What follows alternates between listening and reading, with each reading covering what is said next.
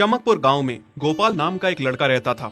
उसकी सौतेली माँ और बाप ने उसे घर से निकाल दिया था। उसकी सौतेली माँ ने सब कुछ अपने और अपने बच्चों के नाम पे कर रखा था और गोपाल को हिस्से के नाम पे 3 गायें दे रखी थीं। गोपाल पढ़ा लिखा तो बहुत था, पर नौकरी ना मिलने के कारण उसने सोच लिया था कि वो अब उन तीनों गायें की खूब देख रेख करके उनसे जो दूध मिलेगा उसे बेच के अपना कारोबार चलाएगा।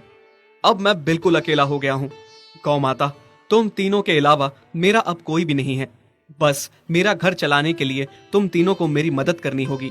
तीनों गायें बहुत ही हट्टी कट्टी और जवान थीं और रिश्ते में भी एक दूसरे की बहनें लगती थीं। चंपा, चमेली और मैना। मैना सबसे बड़ी और समझदार गाय थी। चंपा गर्भवती थी और चमेली को अभी अभी बच्चा हुआ था। वो दूध दे रही थी, जिसके दूध को बेच के गोपाल का थोड़ा बहुत घर चल रहा था। पर गोपाल को अब चंपा और मैना पे पूरा भरोसा था कि जब उनका बच्चा हो जाएगा तो वो खूब दूध देने लगेंगी और जिससे उसका कारोबार अच्छे से सेट हो जाएगा। देखा चमेली बहन, हमारे मालिक को कितनी उम्मीदें हैं हम तीनों से। हाँ चंपा, सुना मैंने, मालिक ने हमसे कितनी सारी उम्मीदें लगा रखी हैं।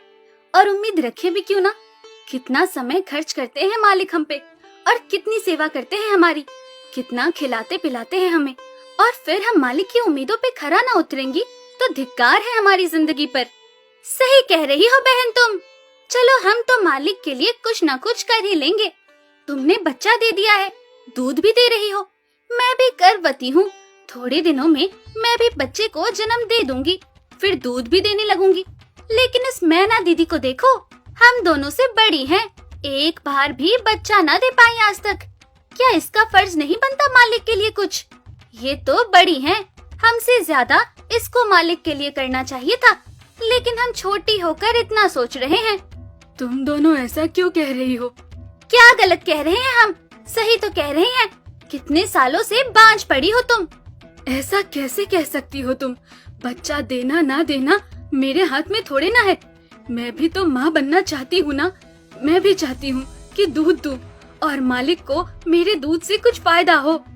अरे तुम क्या बच्चा दोगी जो इतने सालों से नहीं दे पाई? तुम ये ख्वाब लेना बंद करो कि तुम बच्चा दोगी और तुम्हारे दूध से मालिक को कोई फायदा होगा। दोनों छोटी बहनें बड़ी बहन मैना की बेबसी का मजाक उड़ाती हैं और उस पे हंसती हैं। इस बात से मैना बहुत दुखी होती है और रोती है कि उसी की बहनें उसको दिलासा देने की बजाय उसे ताने मार रही हैं, उसका मजाक उड़ा रही हैं। फिर एक दिन गोपाल का पड़ोसी उससे कहता है, अरे गोपाल, तुम्हारी 2 गायें तो ठीक है, एक गाय का क्या है? उससे तुम्हें कोई फायदा नहीं है, बेच क्यों नहीं देते उसे? अरे नहीं नहीं भाई साहब, बेचना क्यों उसे? अभी बच्चा नहीं दे रही तो क्या पता कल वो बच्चा दे दे। कोई भी काम जल्दबाजी में नहीं करना चाहिए। अरे नहीं गोपाल, मेरे कहने का ये मतलब था कि तुम्हें अपना कारोबार जल्द खड़ा करने की जरूरत है, क्योंकि तुम्हारे घर वालों ने तुम्हारे साथ जो कुछ भी किया वो बहुत गलत था। अब तुम्हें जो भी करना है अकेले ही करना है। आगे शादी भी तो करनी है तुम्हें, उसके लिए भी खूब पैसा कमाना पड़ेगा। जब तुम्हारी सारी गायें दूध देंगी तभी तो कारोबार अच्छा चलेगा ना। हाँ, बात तो तुम सही कह रहे हो भाई। मेरी मानो तो तुम अपनी गायों को क्रॉस करवा के देख लो, शायद उससे बच्चा हो जाए। हाँ, ये सुझाव तुमने सही दिया, मैं कल ही ऐसा कर लेता हूँ। सुना तुमने मैना बहन मालिक की बातों को? कितना परेशान है मालिक तुम्हारी वजह से, पर तुम्हें तो कोई बात कह ही नहीं सकते। झट से बुरा जो मान जाती हो तुम। मैना ये सब सुन के बहुत दुखी होती है, पर करती भी क्या, उसके हाथ में कुछ नहीं था। गोपाल ने मैना को क्रॉस करवा के भी देखा, पर उसका भी कोई फायदा नहीं हुआ। गोपाल, जो सुझाव मैंने तुम्हें दिया था, क्या वो तुमने आजमाया? हाँ भाई, वो भी करके देख लिया, पर उसका भी कोई असर ना हुआ। ये गाय किसी काम की नहीं है गोपाल, मेरी मानो तो इसे बेच दो।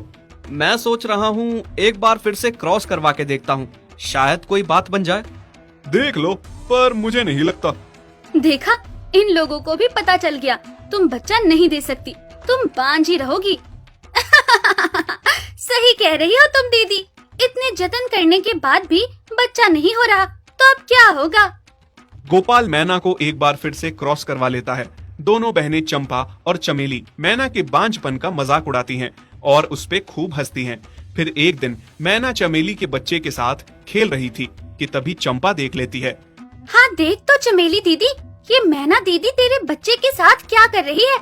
मुझे समझ में नहीं आ रहा, तू इस बांझ के साथ अपने बच्चे को कैसे छोड़ सकती है? जब मेरा बच्चा आ जाएगा